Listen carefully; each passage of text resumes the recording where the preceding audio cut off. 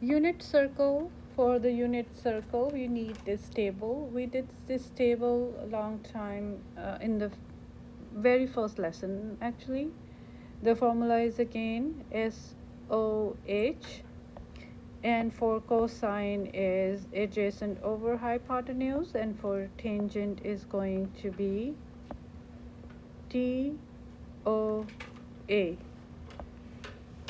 Following this rule, sine is O over H, cosine is going to be A over H, tangent is O over A, cosecant H over O, secant is H over A, cotangent is A over O. So for 30-degree angle, when you have a 30-degree angle, you're looking at this as opposite, and adjacent is this one, and for the hypotenuse you're looking for this one. For sine, if you're looking at only 30 degree means opposite is this, hypotenuse adjacent. So that's going to be 1 over 2, adjacent is square root 3 over 2, tangent is 1 over square root 3, you change that as square root 3 over 3, hypotenuse over O, 2 over 1, secant is 2 over square root 3, rationalize square root 2 square root 3 over 3, and cotangent is square root 3.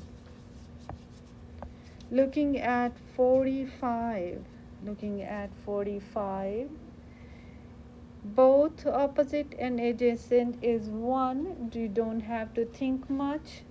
1 over square root 2, rationalize, it becomes square root 2 over 2.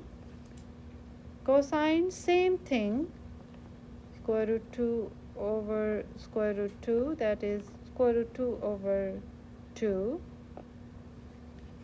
1.